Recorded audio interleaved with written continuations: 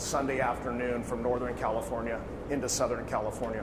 My local partners began upstaffing their own fire stations, helicopters, fire engines, hand crews, to be prepared for an incident like this that occurred.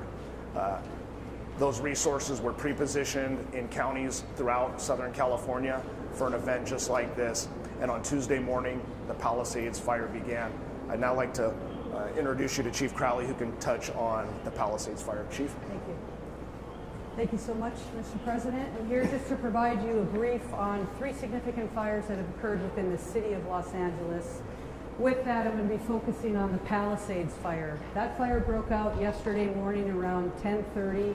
We did pre-deploy a number of resources.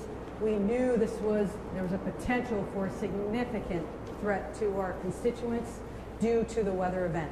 High winds. I've never seen the winds in my 25-year career. So we leaned forward as much as possible and pre-deployed. With that, we had a significant amount of fire that occurred. We had an aggressive fire attack. The fire has grown from originally 10 acres to 10,802 acres as we speak. It's an active firefight with our firefighters, and they're doing their very best to protect our people within this area. Interesting enough, because of the winds and the low humidity, we had a second fire also break out, and that was the Hearst fire, which is just north of that area. Again, this was close to 11,000 acres. This is close to 500 acres that also broke out. The information that I want to share with you is also the significance of multiple fires in the area within the city, but also the county.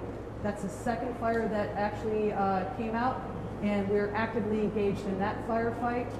The third fire then broke out this morning at 4 o'clock in the morning, in which we have an active firefight there as well. We're working with our local jurisdictions, our state, regional, as well as federal.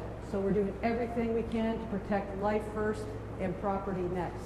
We'll go ahead and then pass this off to Police Chief McDonald. Thank you. Thank you, Chief. Mr. President, it's an honor to be able to be here and be part of this and represent the men and women of LAPD and policing to support our partners in the fire service.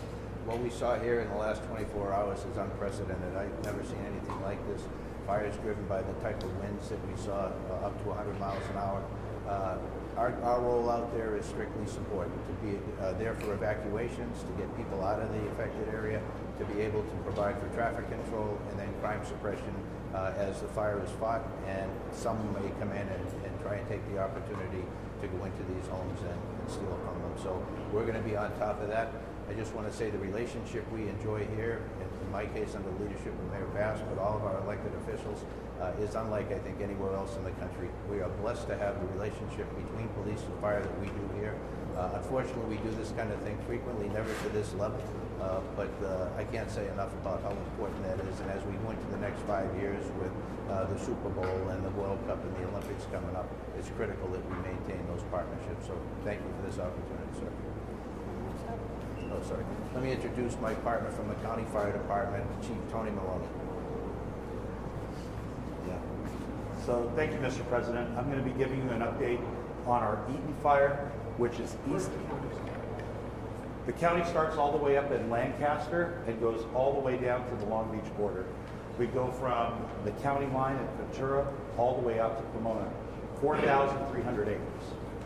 So we have a fire east of the Palisades fire that began last night. It's called the Eaton fire. It's currently 10,600 acres. 0% containment. We have over 750 firefighters on the line. Unfortunately, 2 people have lost their lives. Residents have lost their lives at the Eaton fire. It's impacting tens of thousands of homes, not only in the city of Pasadena, but also the county area of Altadena. And we're doing our very best. We just had our out-of-state resources arrive from Arizona at the Eaton fire to assist us. Last night, as the Region 1 coordinator, I contacted the Governor's Office of Emergency Services. We requested 250 additional engines into LA County with 1,000 personnel. We also are using our compacts with other states like Arizona, Nevada, Oregon, and Washington firefighters from those regions are on their way down to Los Angeles County right now to assist us. So thank you for your interest. Thank you for your attention.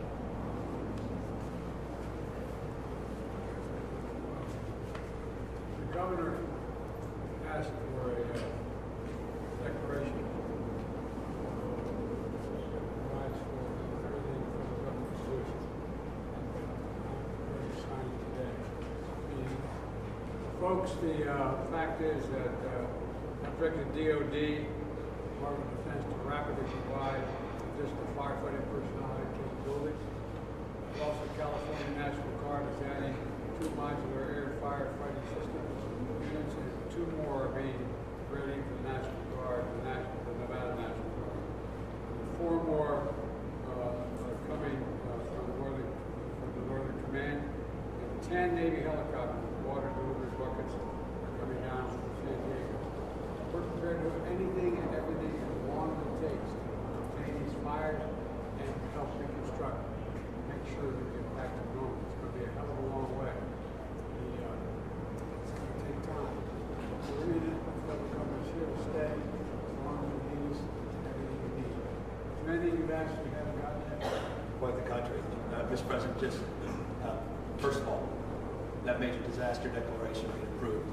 Next level of appreciation on behalf of all the residents here in Southern California.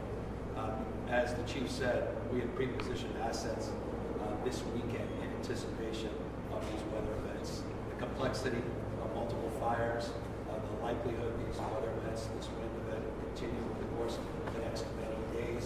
The impacts of over 1,000 structures already that have been destroyed, 100+ thousand people that have been evacuated, lives lost, traditions, lifestyles, places torn asunder.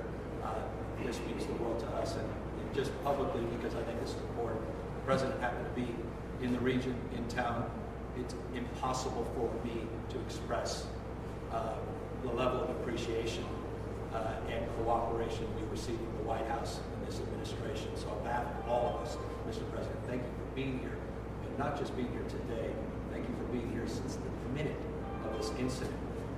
10-acre fire, less than 24 or so hours ago. Deep gratitude. It's astounding what's happening. Only one piece of good news, my son lives out here in Kuwait. They got a notification yesterday that their home is probably burning around. Today, it appears that maybe still standing, I'm not sure. But the good news is, I'm a great-grandfather as of today. I was granddaughter. Baby girl, baby boy. So I remember this day for a lot of long reasons. Thank you, Brett. Thank you, Brett. Thank you so much, everybody. Thank you, Brett. Thank you so much for making your way out. Thanks for making your way in March. We go this way. Thank you. Press, we're going out this way. Thank you. Thank you, Press. We're exiting. Press, we're walking out. Thank you, Press. Thank you, got it. Right there. Thank you. Thank you. Thank you. We need to head out. Thank you. Time to head out. Thank you. Press, we got to leave. Please start making your way to Can the you car. help Thank you so escort? much. Thank you. Go to the car. Thank you. Okay, guys.